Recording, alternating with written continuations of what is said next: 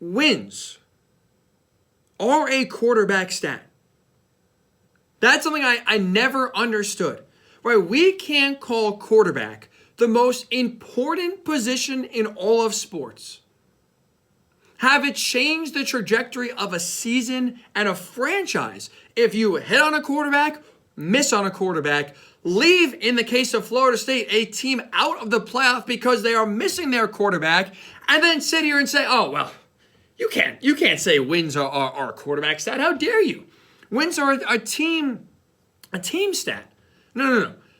Wins are absolutely a quarterback stat. They're absolutely a quarterback stat. The quarterback is in the position that has the most power on a football field to determine the outcome, whether your team wins the game or loses the game. Right, you have a bad left tackle, you could still win the game. You got a bad defensive back, you could still win a game. You got a bad quarterback, you're not winning many games. So to me, wins are absolutely a quarterback stat, and wins should determine, this year specifically, who should win the Heisman Trophy. And that is why I think the winner should be Michael Penix Jr. of Washington. He should be this year's Heisman Trophy. I think he has more of a case than Jayden Daniels because of that stat wins. Penix 13-0, Daniels 9-3.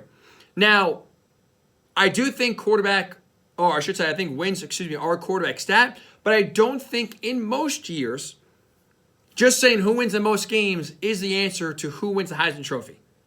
Here's why this year is different than other years of voting for the Heisman.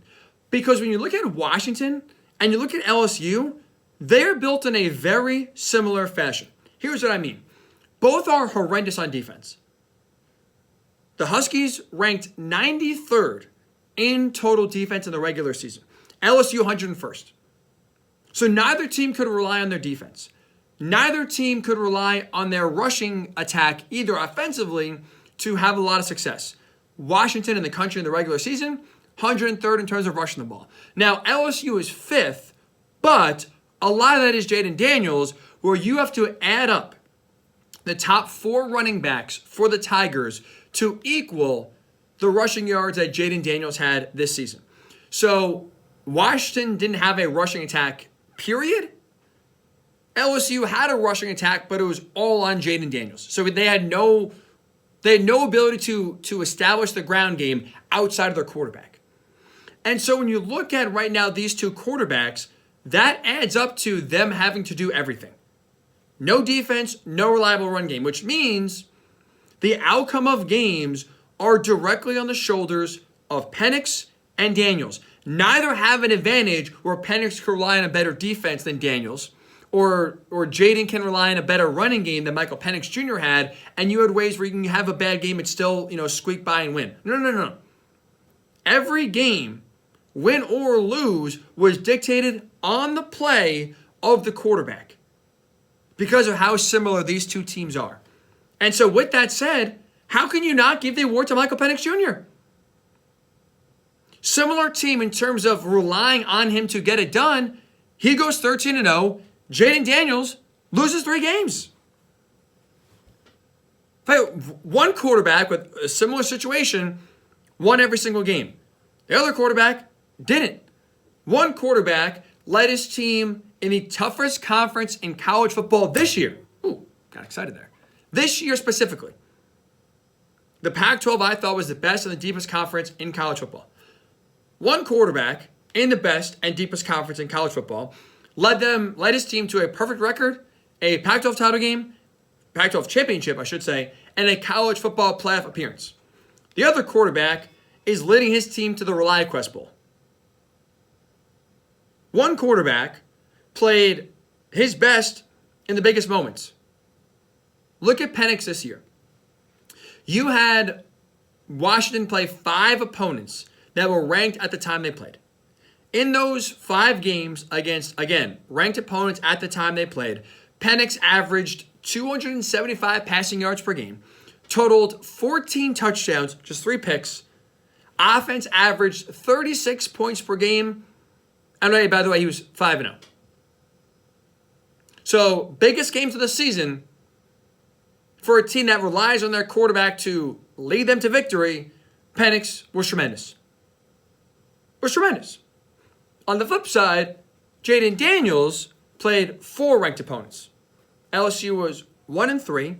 He was flat out bad against Florida State. Unfortunately, not his fault, but the harsh reality, unfortunately couldn't finish the Alabama game in Tuscaloosa. 1-3 against ranked teams compared to Penix's 5-0. And also another thing to consider here and realize is Penix is putting up these performances not only against ranked opponents, but with his team's season on the line each and every week. Again, Washington was fighting for their college football playoff lives. They went undefeated, which means every game had extra intensity, extra pressure. Everyone was giving them their best shot. LSU, on the flip side, lost 2 games by September. The calendar flipped to October. LSU was 3-2. They're already out of the playoff. You're playing for nothing at that point. And so, yeah, you could play more free. You can take more chances. Your season's over. So, Jayden Daniels was able to put up better numbers. That's not a debate. It's a fact. But it was also in less pressurized situations. And in the biggest moments of the season was unable to come through for his team, and Michael Penix did every single time. I don't see how Penix can't win this award. I don't see how anyone doesn't vote for Penix, number 1. Again, wins are a quarterback stat here. It is not just about the player that puts up the best stats. If that's the case, there's no committee to vote. It's just, okay, look at the box score. This guy had the most passing yards. Okay, you win the award. That's it. Simple as that. You're the most touchdown passes. Okay, here you go. There is nuance to this. There is a storyline to follow. When you look at these Heisman winners, it's not just, again, about stats. It is about that Heisman moment. That storybook season. How important that player was to their team's success. And I would argue, no player is more important to their team's success than the quarterback of a team with no defense, no run game, who needed the left arm of him to win every single game, play 5 ranked opponents, win them all, win the best conference in college football, and go to the college football playoff, where the other quarterback put up tremendous stats. But in the biggest moments, couldn't lead his team to victory and finish with 3 losses, having his season over by September. I don't see how Jayden Daniels wins this award, or should win this award, I should say. This, to me, is all about Michael Penix Jr. Because in this specific year, when you have 2 quarterbacks coming from 2 teams that rely so heavily on said quarterback to win games for them, and one is perfect, I don't see how you don't reward that guy for his perfect season. Wins are a quarterback stat.